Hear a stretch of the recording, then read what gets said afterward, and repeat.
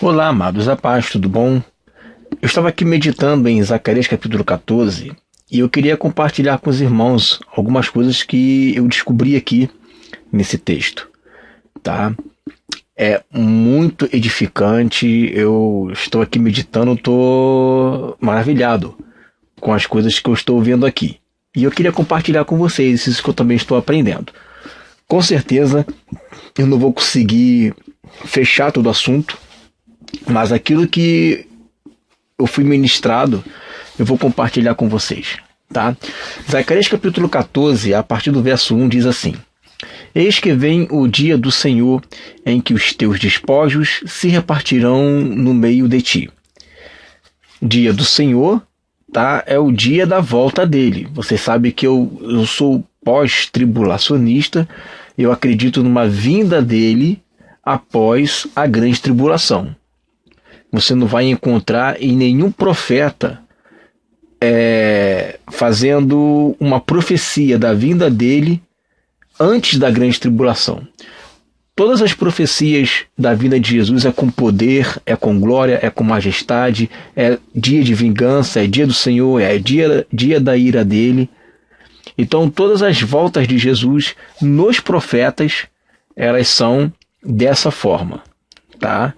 Então, quando os apóstolos eles estão ali na igreja ensinando a palavra, e toda a palavra ela tinha que ser ministrada na Bíblia, qualquer revelação tinha que ser na Bíblia, eles tinham que mostrar dentro dos profetas a volta de Jesus, tá? E não tem como você querer convencer um judeu de algo que não está ali nas Escrituras. Tem que estar ali. Ela tem que estar ali revelando alguma coisa. O que é a revelação? Revelação é Deus mostrar para você, descortinar para você algo que já estava escrito ali, que estava em oculto, que estava em mistério. Mas o fato de estar oculto e estar em mistério não significa que não estava escrito. Estava escrito, porém, é uma profecia bloqueada. A revelação desbloqueia essa profecia. Tá? Então vamos lá. O dia do Senhor, então, é a volta dele. Vamos ver. Porque eu ajuntarei todas as nações para a peleja contra Jerusalém. Esse texto aí você vai ver lá em Mateus, no capítulo 24, tá? Marcos, capítulo 13, Lucas, capítulo 21, ok? Ali as passagens falam da grande tribulação. No texto de Mateus fala, quando vocês virdes, né, a abominação da desolação, né, estiver no lugar santo. E em Lucas, no capítulo 21, fala, quando vocês virdes Jerusalém sitiada de exércitos. Tá? A abominação da desolação que falou o profeta Daniel, que ele entenda, em Mateus capítulo 24. Em Lucas capítulo 21, fala sobre a cidade sitiada de exércitos. Essa cidade sitiada de exércitos e a abominação da desolação posta ali no lugar santo, Jesus está aí juntando os textos, né, de Daniel e Zacarias. Porque Daniel fala da abominação e Zacarias aqui está falando da cidade sitiada de exércitos. Vamos continuar lendo. Porque eu ajuntarei todas as nações para a peleja contra Jerusalém, e a cidade será tomada, e as casas serão saqueadas, né? Eles vão roubar tudo que está dentro das casas, e as mulheres forçadas. É interessante que durante muito tempo eu me perguntava o que significa ai das grávidas, né? O que é ai das grávidas? E se você for ler aí, né, ele fala das mulheres que seriam forçadas. Olha que interessante, que em Mateus, no capítulo 24, versículo 19, diz, mas ai das grávidas. Marcos 13, 17 diz, mas ai das grávidas. Lucas 21, 23 também diz, mas ai das que estiverem grávidas e das que amamentam naqueles dias. Né? Todos os outros também falam sobre os que criam e amamentam. Por que isso? Durante muito tempo eu ouvi dizer que ai das grávidas, porque as crianças seriam arrebatadas da barriga das mães que tivessem pecado. As mães estão em pecado, a criança é santa, ia ser arrebatada ali da barriga da sua mãe. Mas não é isso. Zacarias 14:2 fala que elas serão forçadas, tá? Muitas serão estupradas. Em Isaías 13:16 diz que elas serão violadas. Oséias 13:6 ele faz olha como é que são os ataques em Jerusalém, olha como é que é algo perverso. Ó. Samaria virá a ser deserta, porque se rebelou contra o seu Deus. Cairão a espada, seus filhos serão despedaçados e as suas mulheres grávidas serão abertas pelo meio. Então, nesse clima de guerra ali no Oriente Médio, além deles serem tão ruins de serem capazes de estuprarem as mulheres grávidas, eles ainda vão abortar essas crianças, tá? Rasgando elas, né, pelo meio da barriga. Vão rasgar as mulheres. Isso aí é satanismo puro, é tirania, seja lá o maléfico que você possa imaginar, tá? De tudo de ruim que esses inimigos de Israel vão fazer com as mulheres. Por isso Jesus diz, ai das grávidas. Tá? Em Oséias 10:14 dá um outro exemplo. Ó. Portanto, entre o teu povo se levantará um grande tumulto, e todas as tuas fortalezas serão destruídas, como Salmã destruiu a Bet-Arbel. No dia da guerra, a mãe ali foi despedaçada com os filhos. Então, ai das grávidas, né? Ai das que amamentam, ai das que criam naqueles dias, porque elas serão alvo de grande terror por esse povo que vai invadir Israel. E aí continua. E as mulheres serão forçadas, metade da cidade sairá para o cativeiro, mas o restante do povo não será expulso da cidade. Esse texto também Jesus falou sobre ele. Mateus capítulo 24, versículo 20, diz assim: E orai para que a vossa fuga não aconteça no inverno, nem no sábado. É um texto claríssimo, falando aí para os judeus. Por quê? Porque a religião que até ali o momento Jesus falou que guarda o sábado, nós entendemos que eles guardam a risca mesmo, né? Não pode andar nem, não me lembro de cabeça, tantos metros no dia de sábado, mas você observa que além do sábado ele ainda coloca inverno. Inverno rigoroso é onde? É em Israel. Então ele diz assim, orai para que a vossa fuga não aconteça, não suceda, né? No inverno, nem no sábado. Marcos 13:18, orai para que a vossa fuga não suceda no inverno. Aí você vê aqui em Lucas capítulo 21, versículo 24. E cairão a fio de espada, e para todas as nações serão levados cativo. E Jerusalém será pisada pelos gentios até que os tempos se completem. Então você observa aqui, tá? Que o que está aqui em Zacarias capítulo 14, Jesus está replicando lá em Mateus capítulo 24.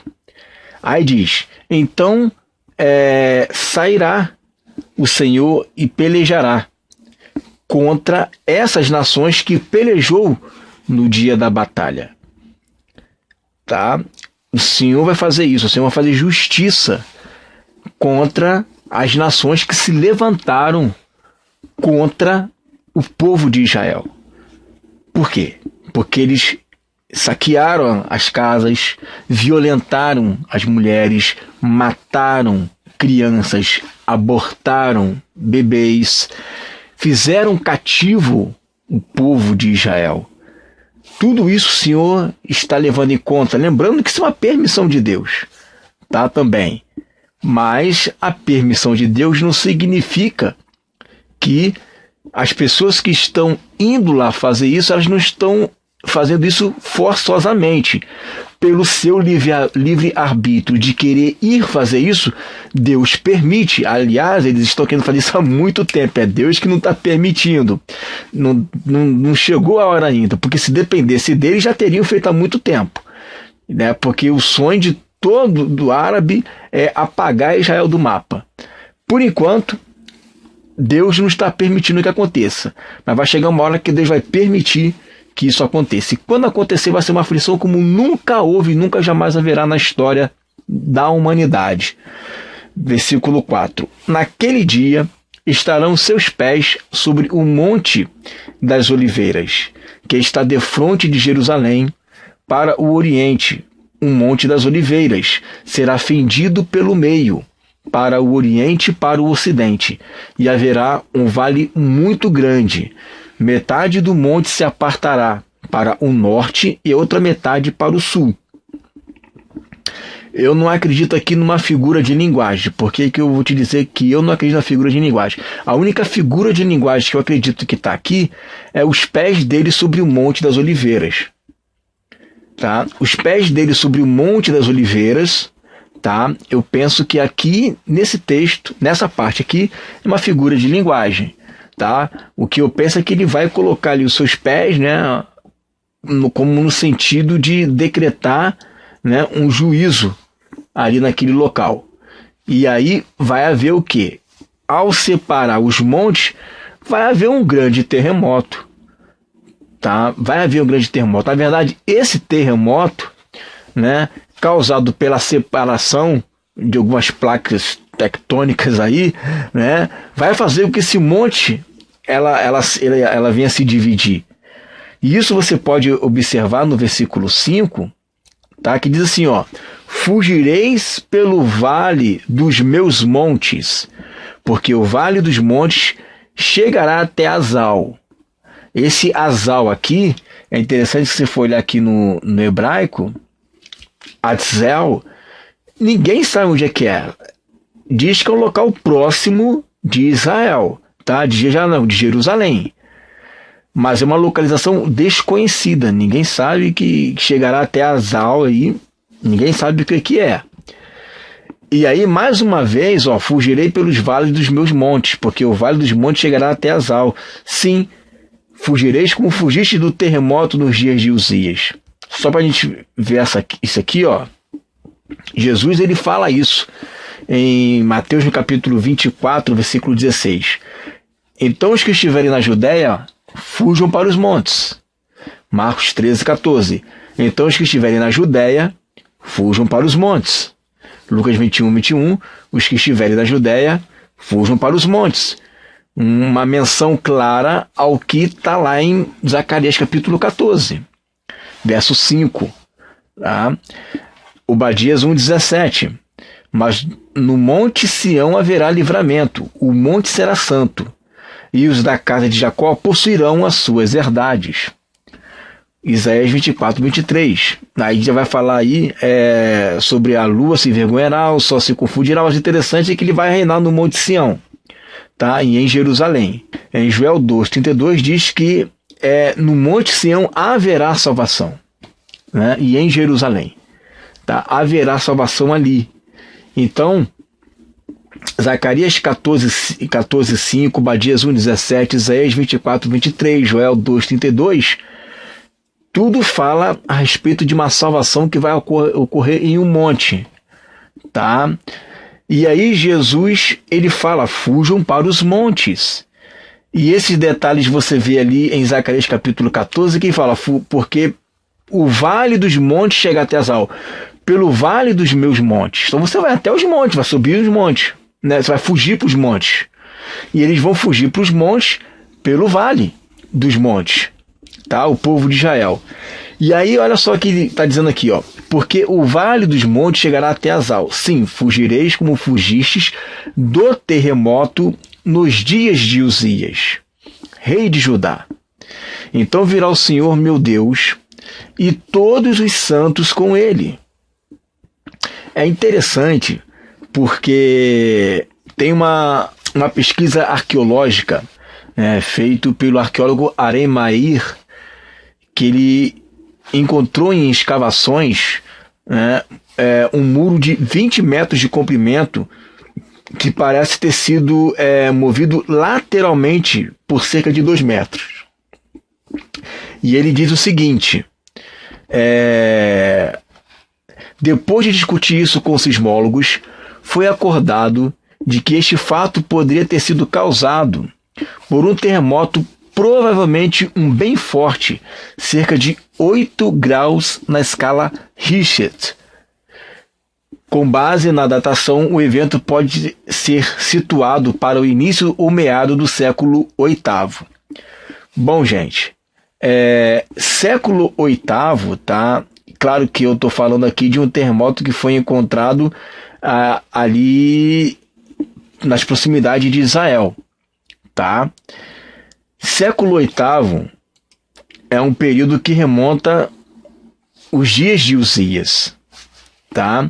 E se você for ver aqui em Amós, no capítulo 1, no verso 1, diz assim: palavras de Amós, criador de ovelhas de Tecoa, recebeu em visões a respeito de Israel 2 anos antes do terremoto. Nesse tempo, Uzias era rei de Judá e Jeroboão, filho de Jeoás, era rei de Israel. Então, arqueologicamente,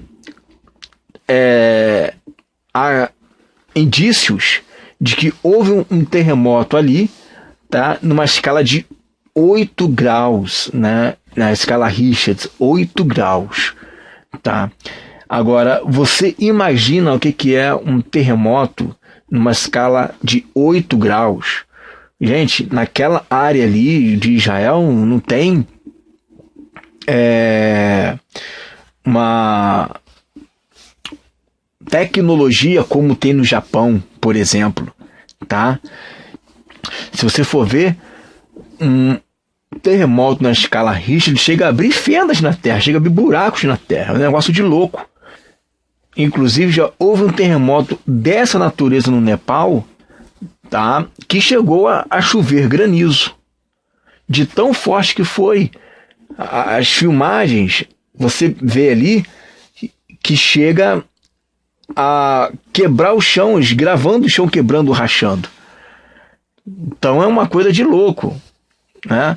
Você imagina o povo fugindo disso daí, né? Correndo, terremoto, e é a vinda do Senhor que está acontecendo, está chegando ali a vinda do Senhor, tá? Eu vou deixar aqui um vídeo com vocês a respeito de como que é um terremoto numa escala de 8 graus Richter. O que é esse terremoto, tá? E aí a gente continua numa próxima parte a respeito de Zacarias capítulo 14, para a gente ver quais são os eventos que vão suceder após a vinda de Jesus. E quando eu digo após a vinda de Jesus, não é o reino milenar. Ele chegou, o que acontece? O que está acontecendo quando ele chegou? O que vai acontecer? Tá? Veja aí o início, mais ou menos, do que vai ser o terror da ira do Senhor, o grande dia do Senhor.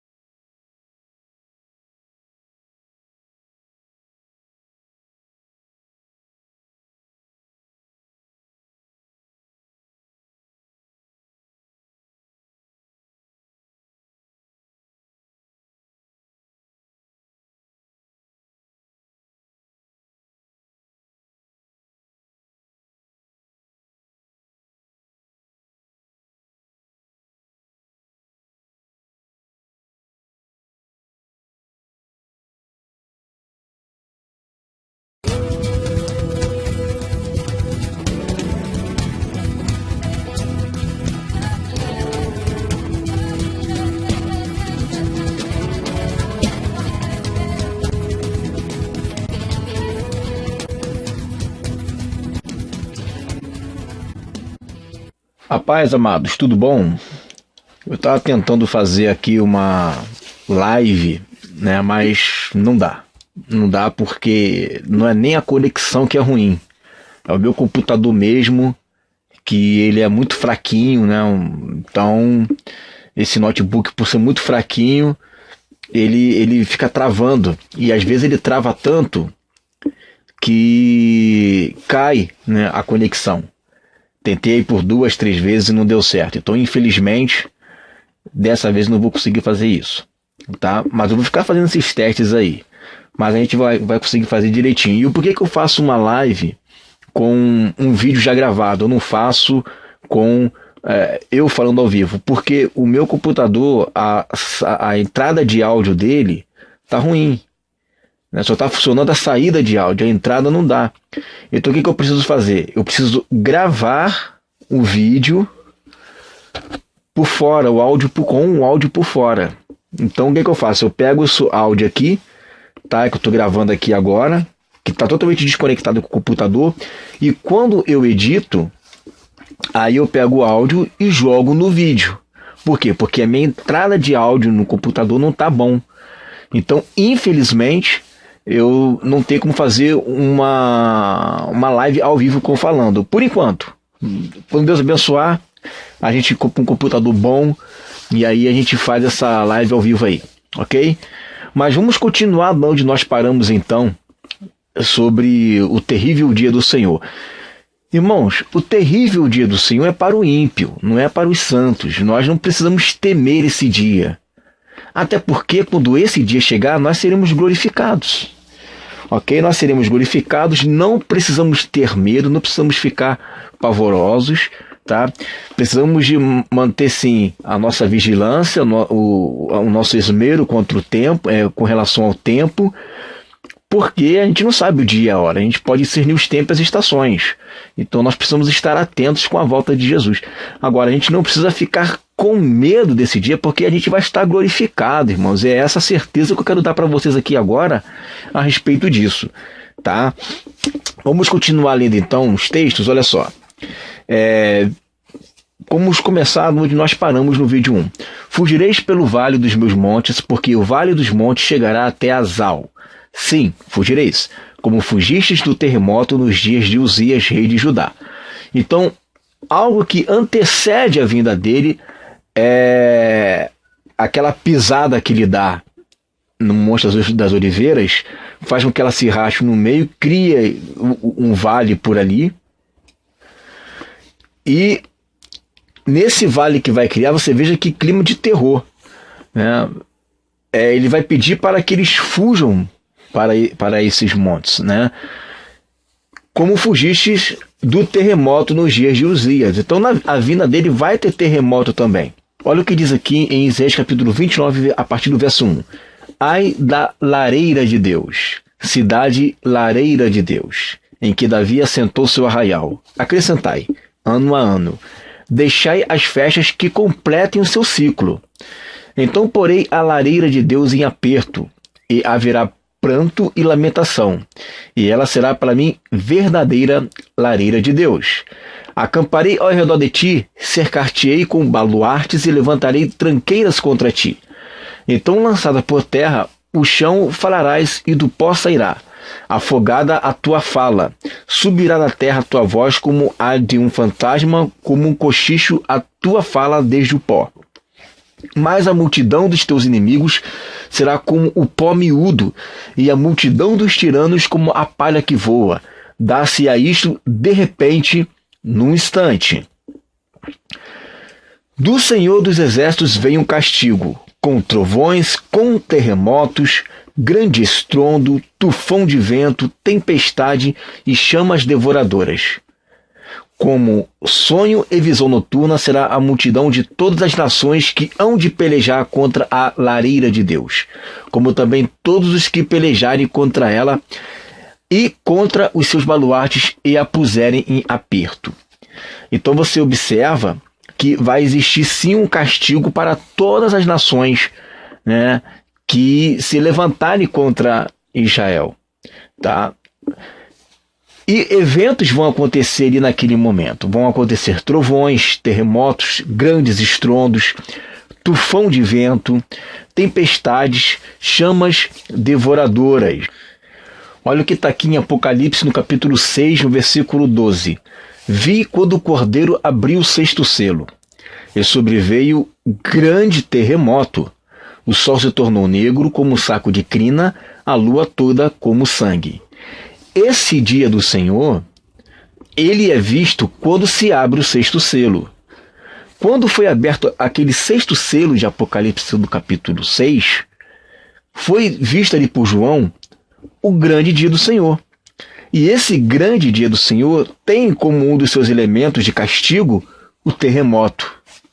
E aí você vai lá em Zacarias no capítulo 14, no verso 5, está bem claro lá que eles devem fugir como eles fugiram do terremoto nos dias de Uzias, rei de Judá.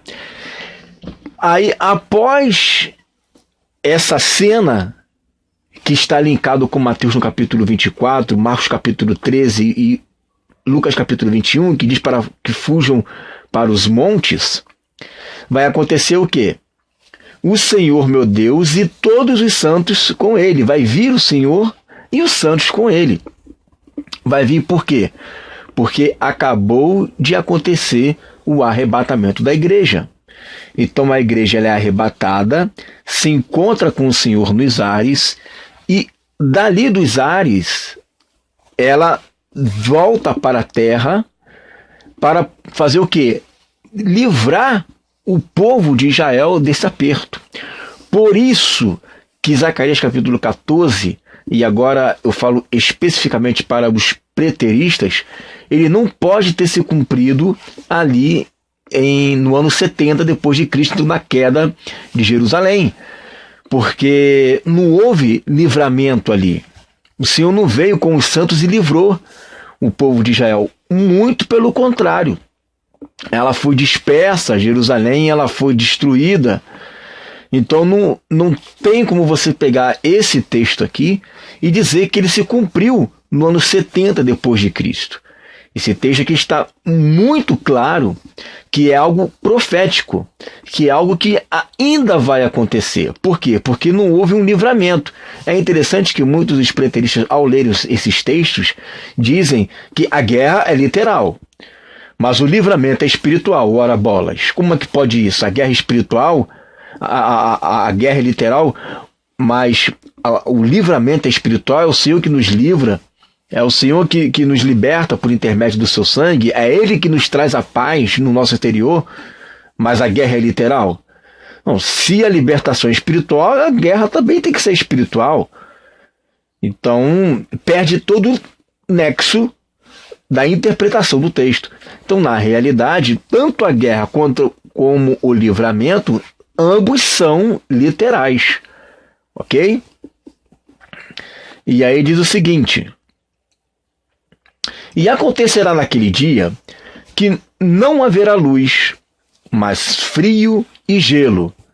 Mas será um dia singular, conhecido do Senhor. Não será nem dia, nem noite, mas haverá luz à tarde. Esse haverá luz à tarde aqui, a interpretação mais correta Hierebe, é ao entardecer, ao pôr do sol. Então, ao pôr do sol haverá luz, tá? Mas uma boa parte aí do dia não vai ser nem dia e não vai ser nem noite. Por que não vai ser nem dia e não vai ser nem noite? Vamos para alguns textos aqui. Vamos abrir aqui em Joel no capítulo 2. Joel capítulo 2, a partir do versículo 29, diz assim: até sobre os servos e sobre as servas derramarei o meu espírito naqueles dias. Mostrarei prodígios no céu e na terra, sangue, fogo e colunas de fumaça. O sol se converterá em trevas e a lua em sangue, antes que venha o grande e terrível dia do Senhor. Então nós temos aqui algo muito interessante. Nós vimos que antes da volta de Jesus, lá em Zacarias 14, ele une as nações contra Israel. As grávidas são violentadas, cidades são saqueadas, o povo é levado em cativeiro para as nações. Deus ele vai despertar na igreja, que é, no caso, os judeus, tá? Eles fujam para os montes, eles devem orar para que essa fuga não ocorra nem no inverno e nem no sábado, pelos motivos já aqui explicitados no vídeo capítulo 1, na parte 1. Ocorrerá terremotos, tá? E o sol se converterá em trevas e a lua em sangue. Isso tudo acontecerá, e quando isso acontecer, virá o grande e terrível dia do Senhor. Correto? Porque o sol se converte em trevas e a lua em sangue antes da vinda do Senhor, antes que venha o grande e terrível dia do Senhor. Então, assim como aquele terremoto acontece antes da vida do Senhor, mas é algo que vai permanecer, porque lá em Apocalipse 6 diz que tem terremotos na vinda dele. Em Joel, no capítulo 2, no versículo 31, diz que o sol se converte em trevas e a lua em sangue pouco antes, tá? Antes da vinda dele, né? Do grande e terrível dia do Senhor. Mas isso é algo que ainda continua no grande e terrível dia do Senhor. Coisas que acontecem antes, mas permanecem, né? Tanto é que não haverá claridade. Vamos ver aqui, Zacarias capítulo 14, de novo. É que naquele dia não haverá luz, mas frio e gelo. Claro, se você cobre o sol, se o sol perde a sua claridade, você vai ter frio e você vai ter gelo. Ainda mais se for no inverno. Correto? E aí o texto diz que será um dia singular, conhecido do Senhor. Não será nem dia nem noite. Você vê como que vai ser algo terrível. É interessante, nós vamos ler mais textos aqui, que você percebe. Eu já me perguntei como é que ele vai tornar a lua em trevas, como que ele vai fazer isso, porque esse texto aqui em Joel no capítulo 2, no versículo 2, olha só: dia de escuridade e de densas trevas, dias de nuvens e negridão. Então as nuvens vão cobrir a luz do sol e a luz das estrelas. Olha só, como a alva pôr sobre os montes, assim se difunde um povo grande e poderoso, que desde um tempo antigo nunca houve, nem depois dela haverá, pelos anos adiante, de geração em geração. Você percebe aí que toca a trombeta em Sião, tem voz de rebate no monte, as nações são perturbadas, porque o dia do Senhor já vem, né? Está próximo. Claro, o dia do Senhor já vem, está próximo, são coisas assim quase que simultâneos, né? Porque quando toca a trombeta e tem o som, a voz de arrebate, a igreja é ali arrebatada, se encontra com ele nos ares, volta para libertar o povo de Israel, e são vários eventos que estão acontecendo. Já tem terremoto que já tinha acontecido antes, a lua se tornou em sangue, o sol se tornou em trevas, e isso tudo aconteceu por conta dessas nuvens que acabaram cobrindo a luz das estrelas, a luz do sol, e consequentemente fez com que a lua não recebesse a luz do sol e ficasse em vermelho também.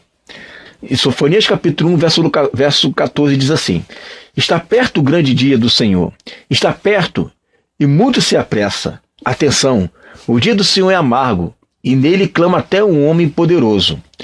Aquele dia é dia de indignação, dia de angústia e dia de alvoroço e desolação, dia de escuridade e negrume, dia de nuvens e densas trevas, dia de trombeta e de arrebate, contra as cidades fortes e contra as torres altas. Trarei angústia sobre os homens, e eles andarão como cegos. porque pecaram contra o Senhor. O sangue deles se derramará como pó, e a sua carne será atirada como esterco. Se observa que são dias ali em que Deus realmente vai prestar contas de todo o pecado que se levantaram contra Israel. Você vê um dia de negridão, você vê aí um dia de densas trevas, e isso por conta da falta de luminosidade. Em Ezequiel, no capítulo 32, versículo 7, quando ele vai fazer uma comparação do juízo que ele lançou sobre o Egito, olha como é que ele diz aqui: quando eu te extinguir, cobrirei os céus e farei enegrecer as suas estrelas. Encobrirei o sol com uma nuvem, e a lua não resplandecerá a sua luz. Por tua causa vestirei de preto todos os brilhantes luminares do céu, e trarei trevas sobre o teu país, diz o Senhor Deus. Então ele pode usar dessa forma aqui para poder cobrir todos os luminares que existem. Vai ser um dia de densas trevas, fumaça, fogo, sangue. É um dia realmente de negridão para os ímpios, tá? Para nós não. Aí vamos continuar vendo aqui. Vamos ver aqui, Joel capítulo 3, versículo 14. Multidões, multidões, no vale da decisão, porque o dia do Senhor está perto, no vale da decisão. O sol e a lua se escurecem, e as estrelas retiram o seu resplendor. O Senhor brama de Sião, e se ouvirá de Jerusalém, e os céus e a terra tremerão. Mas o Senhor será refúgio do seu povo e a fortaleza dos filhos de Israel. Então quem deve temer nesse dia aqui são os ímpios, tá? Nós não vamos temer esse dia. Vamos ver aqui Amós capítulo 5, versículo 20. Não será, pois, o dia do Senhor trevas e não luz? Não será completa escuridão, sem nenhuma claridade? Então, se nós juntarmos todos esses textos aqui, nós vamos perceber, tá, que aquele texto de Zacarias capítulo 14, no verso 6 e verso 7, tá, ele está ali fazendo uma junção, ok, de todos esses profetas, Joel, Amós, Isaías, Ezequiel, está fazendo toda essa junção ali. Então vai ser dia de completa negridão. Não vai ter nem dia, nem noite. Densas trevas. Não é uma noite normal porque não tem luz das estrelas nem luz da lua. E não é um dia porque não tem luz do sol. É negridão total por conta do dia do Senhor. E aí, paralelo a isso, olha o que acontece. Apocalipse capítulo 6, versículo 12. Vi quando o cordeiro abriu o selo e sobreveio grande terremoto. O sol se tornou negro, como saco de crina, a lua toda como sangue. E as estrelas do céu caíram pela terra, como a figueira quando abalada por vento forte deixa cair os seus figos verdes. E aí olha o que acontece no verso 14. E o céu recolheu-se como um pergaminho quando se enrola. Então todos os montes e ilhas foram movidos do seu lugar. É impressionante como que vai ser abalada. É por isso que a Bíblia fala os que restarem, né? Apenas os restantes entrarão no reino milenar. Vai haver poucas pessoas sobrevivendo a esse cataclisma, esse hecatombe que vai ocorrer na Terra. Vão sobrar poucas pessoas. Por isso que a Bíblia fala aqueles que restarem. Né? Os que restarem vão entrar no reino milenar. E aí ele coloca que o céu se recolhe como um pergaminho. Aí você pega esse texto e linka com o Apocalipse capítulo 19, verso 11, e diz assim: e vi o céu aberto, eis um cavalo branco, o seu cavaleiro se chama Fiel e Verdadeiro, e julga e peleja com justiça. Então, por que ele viu um céu aberto? Ele viu um céu aberto porque lá em Apocalipse 6, o céu se enrolou como pergaminho. Como o céu se enrolou como pergaminho, o céu ficou aberto. Esse primeiro céu aqui já passou. É isso que Jesus falou, passará o céu e a terra. Né? Então, passar o céu e a terra é justamente essa mudança de mundo, está havendo uma troca do sistema dessas coisas. As montanhas estão sendo abaladas, estão sendo tudo modificado, o céu está sendo modificado. É um novo céu, uma nova terra mesmo, né, que vai ocorrer aí como início para o reino milenar. Então, quando o céu é aberto, por que o céu é aberto? Porque o céu se enrola como pergaminho. Mas há um encontro com o Senhor nos ares, né? A palavra ares ali no grego é aer, nas mais baixas camadas atmosféricas, ou seja, o primeiro céu. Ainda que venha a ser removido o primeiro céu, vai haver oxigênio. Então, vamos nos encontrar com eles aqui, com ele ali nos ares, né? E de lá vamos para Israel para poder salvar o povo. Então eu vou finalizar aqui esse vídeo, tá? Essa parte 2. Nós focamos aqui apenas em 2 versículos de Zacarias capítulo 14, que é o versículo 6 e o versículo 7, que fala sobre essa negridão, essa escuridão. E eu expliquei aqui o porquê que tem essa escuridão. Isso não aconteceu lá no ano 70 depois de Cristo. É algo que vai acontecer ainda. Tá? E aí depois a gente vai desenrolar um pouco mais sobre esse livramento que Deus vai fazer com o povo de Israel, por intermédio também da sua igreja. Nós vamos entrar em textos muito interessantes sobre ladrão, relâmpago, o Senhor será visto sobre as nações, né? Como que vai acontecer isso? Por que Jesus comparou a vida dele como relâmpago? Por que disse que virá como ladrão? Tudo isso a gente vai ver o dia do Senhor na nossa próxima aula, parte 3. Amém? Fica essa palavra aí em nome de Jesus.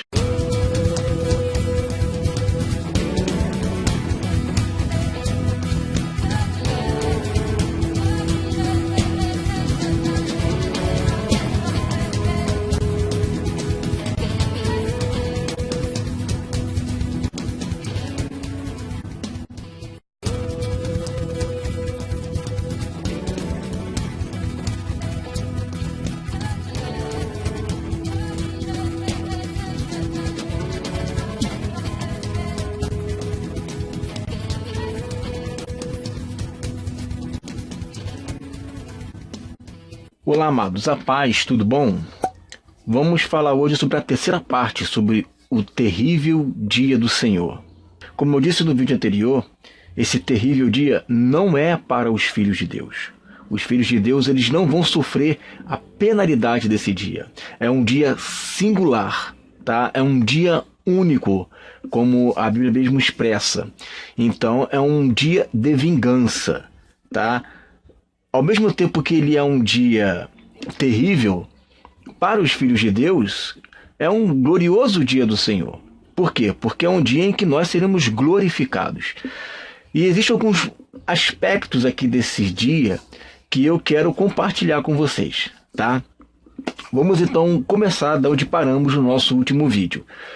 Zacarias capítulo 14, versículo 8 diz assim: Naquele dia também sucederá que correrão de Jerusalém águas vivas, metade delas para o mar oriental e a outra metade até o mar ocidental. Isso vai acontecer apenas naquele dia? Não.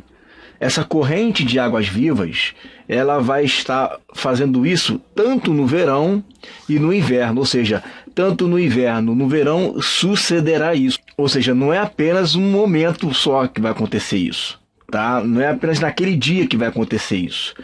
Então eu entendo que essas águas vivas que correm, né, pelo mar oriental e também a outra metade pelo mar ocidental, não é algo que vai apenas acontecer naquele momento. É algo que vai se estender também para o reino milenar. Tá? No verão e no inverno vai acontecer isso. E aí quando você vê lá em Ezequiel, no capítulo 41, no verso 8, diz assim: O homem levou-me de volta à entrada do templo, e vi a água saindo debaixo da soleira do templo, e indo para o leste, pois o templo estava voltado para o oriente. A água descia debaixo do lado sul do templo ao sul do altar. E mais o outro texto também, de Joel capítulo 3, verso 18, diz assim: Naquele dia os montes gotejarão vinho novo, das colinas manará leite. Todos os ribeiros de Judá terão água corrente, uma fonte fluirá do templo do Senhor, e regerá o vale das acácias. Então, meus irmãos, o que eu entendo com esse texto aqui é que está falando que vai fluir o Espírito Santo, né, que vão fluir rios de água viva que saem do templo, que saem da igreja.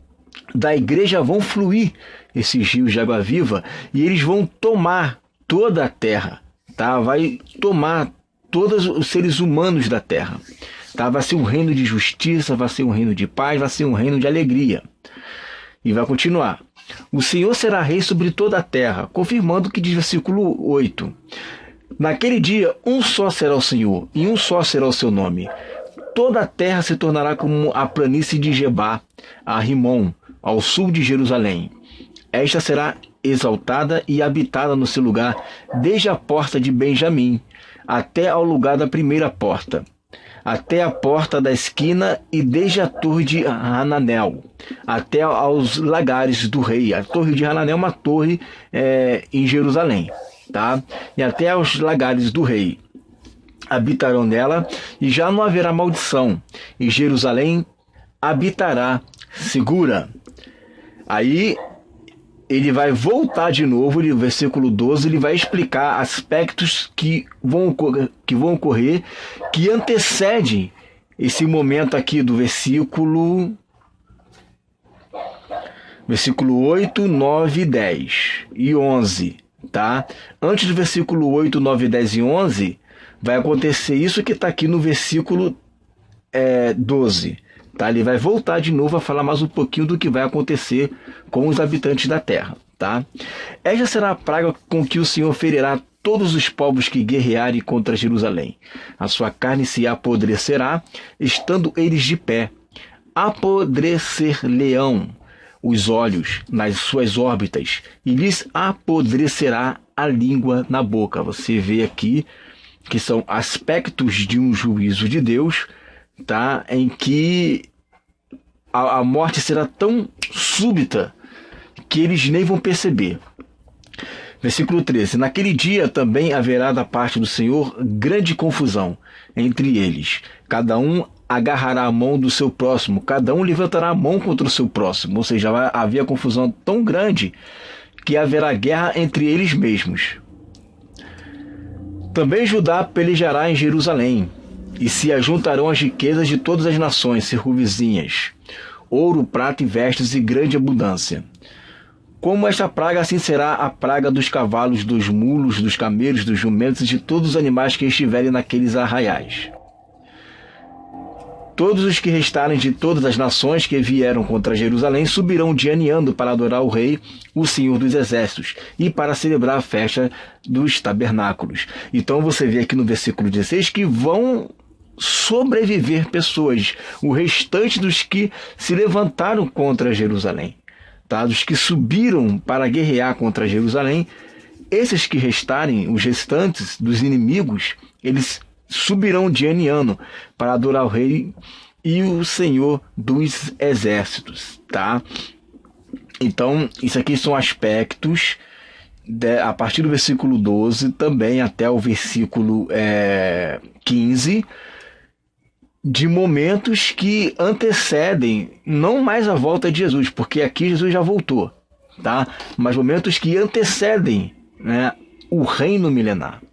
Então, antes do reino milenar, esses versículos aqui estão mostrando como que será o dia da vingança do Senhor para essas pessoas, tá? E aí é interessante, eu quero abrir aqui no livro de Joel, no capítulo 2, a partir do versículo 1, é interessante essas expressões aqui, olha só. Tocai a trombeta em Sião, e dai voz de rebate no meu santo monte, perturbe-se todos os moradores da terra, porque o dia do Senhor vem e já está próximo. Dia de escuridade e densas trevas, já explicamos sobre isso no outro vídeo. Dia de nuvens e negridão, como a alva sobre os montes, assim se funde um povo grande e poderoso, qual desde o tempo antigo nunca houve, nem depois dele haverá, pelos anos adiante de geração em geração. Aí se levanta um povo, né, um exército, junto com o seu rei, que é Jesus. O que acontece com aqueles que estão adiante desse grande povo poderoso. À frente dele vai fogo devorador. Atrás chama que abrasa. Diante dele a terra é como o jardim do Éden, mas atrás dele um deserto assolado. Nada lhe escapa. E isso referente ao povo. Olha o que diz aqui o texto, né? Como a alva sobre os montes, assim se funde um povo, está se espalhando um povo, está se difundindo um povo grande, poderoso, qual desde o tempo antigo nunca houve, nem depois dele haverá, pelos anos adiante de geração em geração. Diante desse povo que foi levantado pelo Senhor, ele vem como um fogo devorador. Atrás dele, né, atrás desse povo é como uma chama que abrasa. Diante é como um jardim do Éden, mas atrás é como um deserto assolado. Olha como é que é a aparência desse povo que o Senhor vai levantar. A sua aparência é como a de cavalos e como cavaleiros. Assim correm, estrondeando como carros, vêm saltando pelos cimos dos montes, crepitando como chamas de fogo, que devoram o restolho como um povo, ou seja, como uma palha, poderoso, posto em ordem de combate.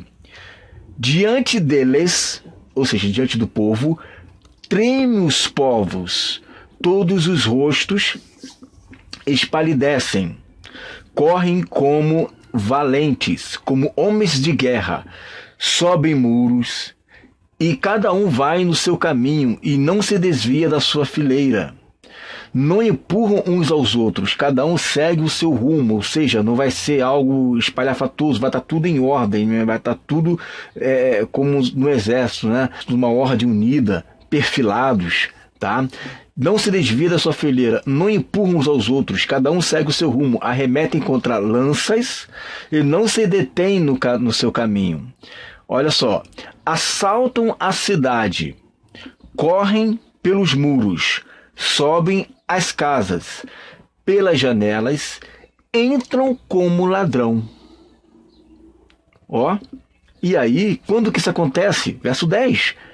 Diante deles treme a terra e os céus, se abalam o sol, e a lua se escurecem, e as estrelas retiram seu resplendor. Isso aqui é no dia do Senhor. No dia do Senhor, nós viremos também como um ladrão.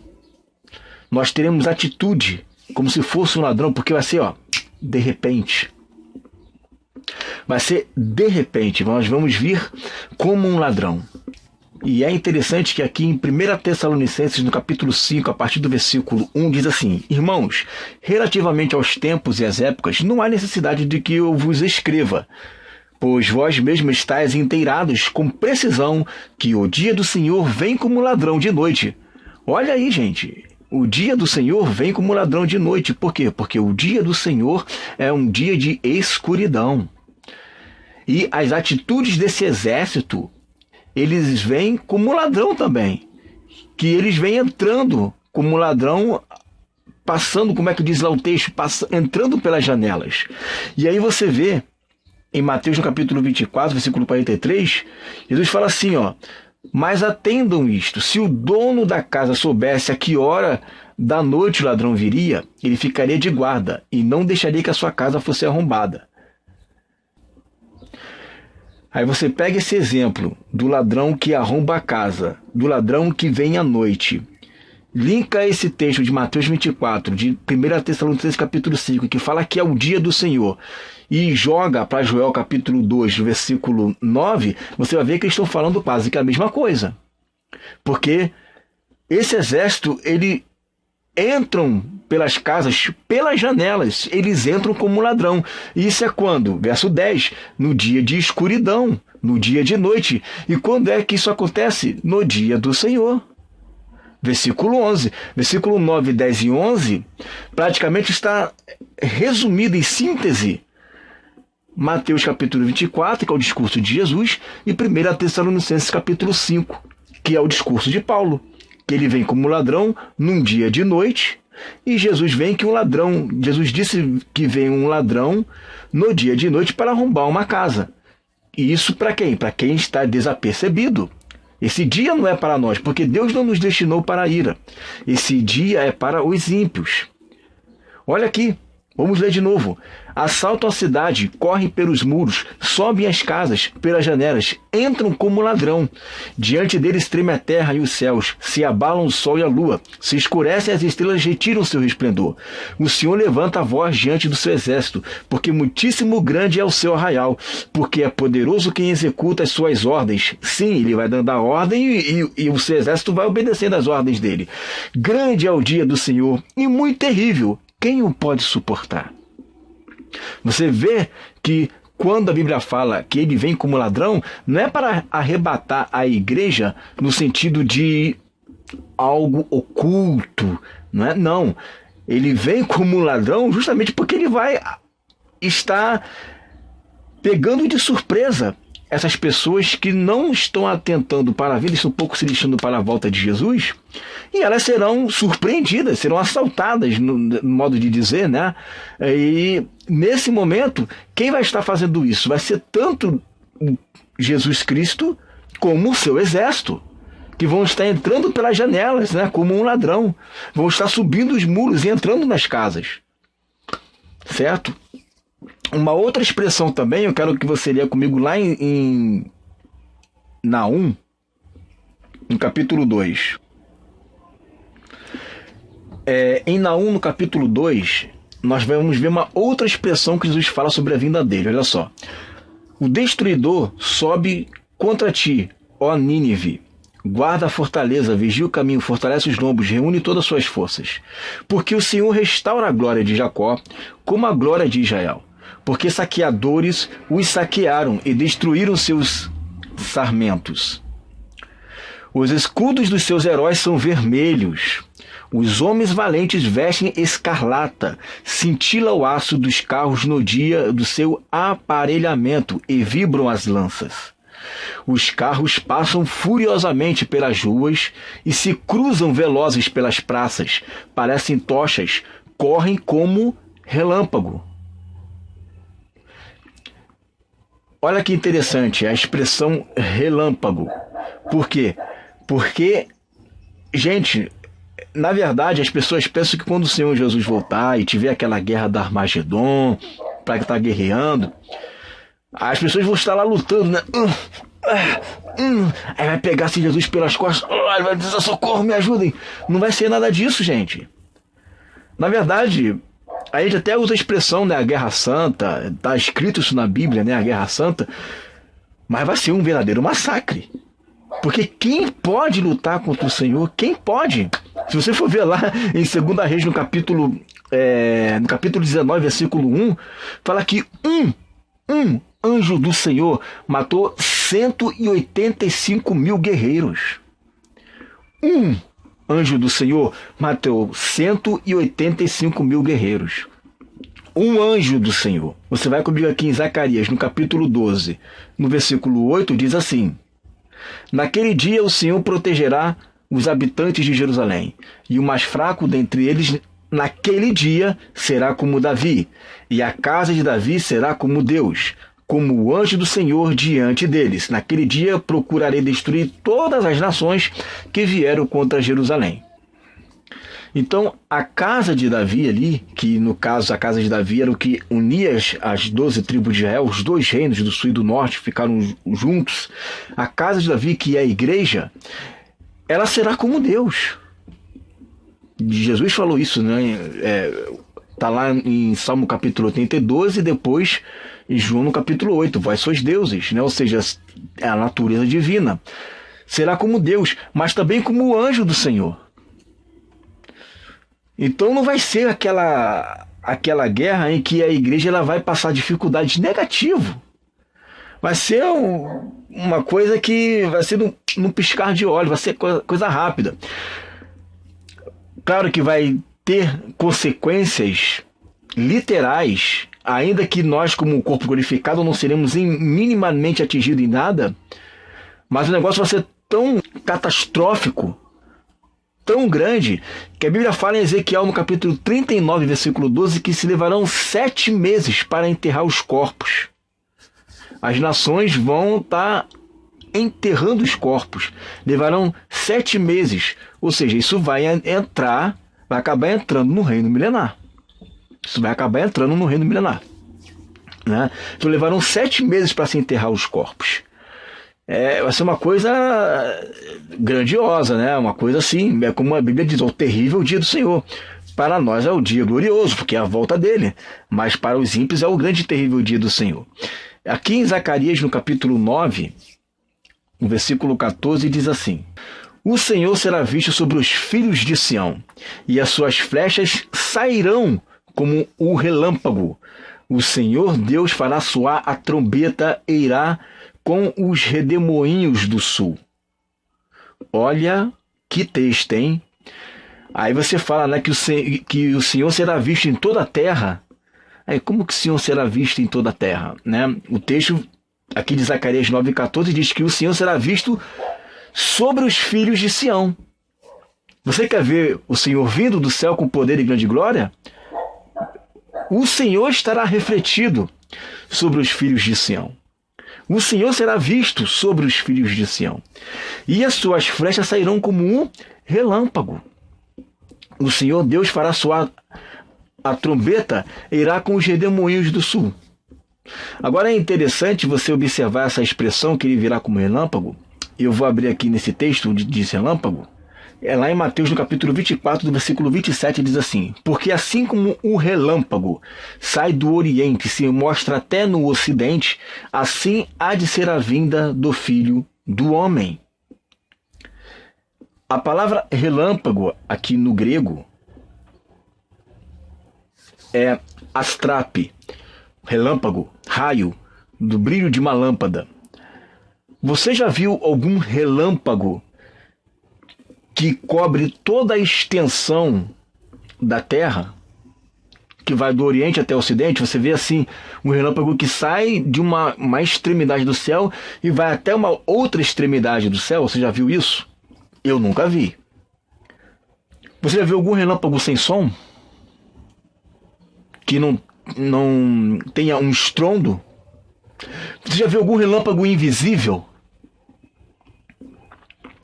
Então, meu querido, esse texto aqui de relâmpago não está dizendo um arrebatamento num piscar de olhos, até porque existem relâmpagos que duram mais de um segundo até.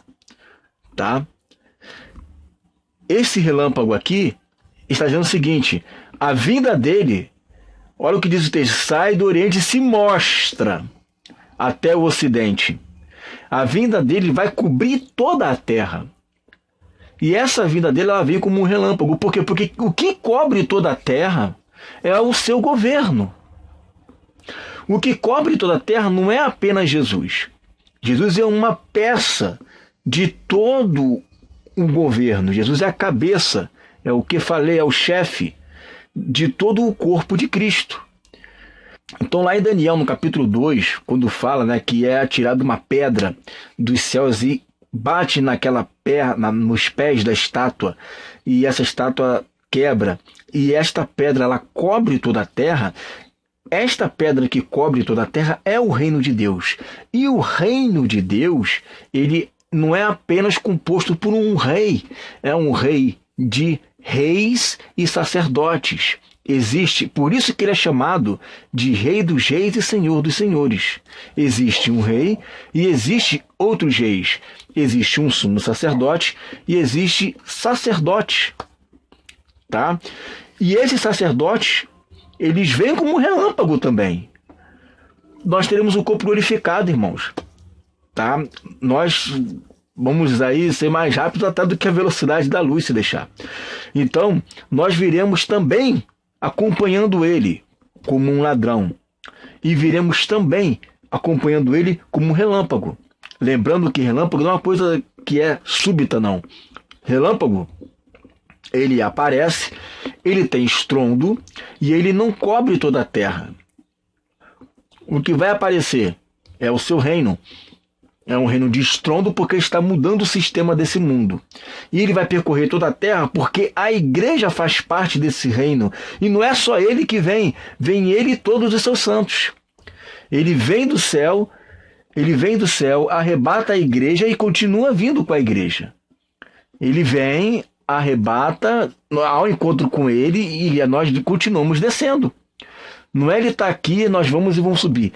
Ele vem com todos os seus santos. Ele está vindo sozinho, e os santos anjos também, que são os anjos que vão recolher nos 4 cantos da terra os eleitos.